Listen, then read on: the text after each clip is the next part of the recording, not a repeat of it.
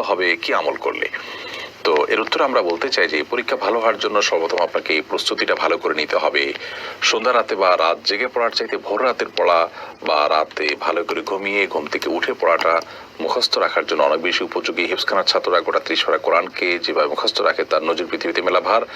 আর এর মূল রহস্য হলো তারা ভোর রাতে উঠে পড়ে এবং সন্ধ্যা রাতে তাড়াতাড়ি শুয়ে পড়ে, এবং এটা বৈজ্ঞানিকভাবেও আমাদের জন্য উপকারী বলে প্রমাণিত। এর পাশাপাশি পরীক্ষা ভালো ফলাফল করার জন্য একজন ইমানদার আল্লাহর কাছে দোয়া করবে যেন আল্লাহ সহজ করেন। পরীক্ষার হলে যাওয়ার আগে আল্লাহর সাথে কথা বলবে, কানেক্ট হওয়ার চেষ্টা করবে এবং আল্লাহ সাহায্য চাইবে। সালাতের মাধ্যমে, নামাজের মাধ্যমে আল্লাহর কাছে সাহায্য প্রার্থনা করা যেতে পারে। এর বাইরে আল্লাহ হাসিবনি হিসাবান ইয়াসীরা, যার অর্থ হলো আল্লাহ আপনি আমার হিসাব গ্রহণকে সহজ করে দিন।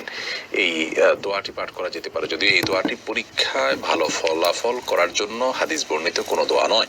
অর্থাৎ পরীক্ষায় ভালো করার জন্যই এই দোয়া নয়, কিন্তু দোয়ার অর্থটা আপনি ওই নিয়ত করে পড়লে সেই অর্থটা যেহেতু পরীক্ষার সাথে যায় সেজন্য আপনি সেটি করতে পারেন। আল্লাহ হাসিবনি হিসাবান ইয়াসীরা অর্থ হলো আল্লাহ আপনি আমার হিসাব গ্রহণকে সহজ করে দিন।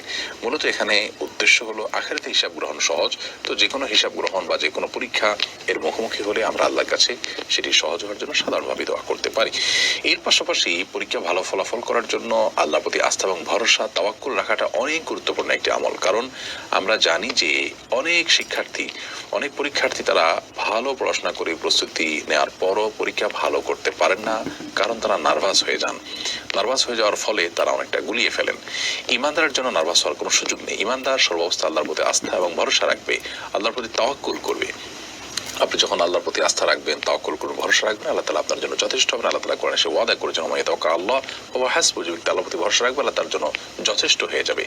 পরীক্ষায় ভালো ফলাফল পাওয়ার জন্য নির্ভর থাকার কোনো বিকল্প নেই, কারণ নির্ভর থাকার জন্যই আপনাকে আমাকে তাওয়াক্কুল চর্চা করতে হবে। অর্থাৎ পুরো বিষয়টাকে আল্লাহর উপরে ন্যস্ত করে দিবেন। ইনশাআল্লাহ বিদিনিল্লাহ আপনি পরীক্ষায় ভালো ফলাফল করতে পারবেন। আমরা অনেকে আছি পড়াশোনা না করে ফাঁকি ঝুঁকি দিয়ে সময় কাটিয়ে দোয়া এবং আমল খুঁজে বেড়ায় যাতে করে শর্টকাট কোনো ওয়েতে পরীক্ষার বৈতরণে পার হতে পারি। এই শিক্ষা ইসলাম আমাদেরকে দেয়নি। যে কোনো কাজ করবো সেটাকে যথাযথভাবে করবো, ভালোভাবে করবো, এটাই আল্লাহ তাআলা পছন্দ করেন। হাদিসে স্পষ্টভাবে নবী করিম সাল্লাল্লাহু আলাইহি ওয়াসাল্লাম বলেছেন। বিধায় পরীক্ষা ভালো হওয়ার জন্য আমাদেরকে এই কাজগুলো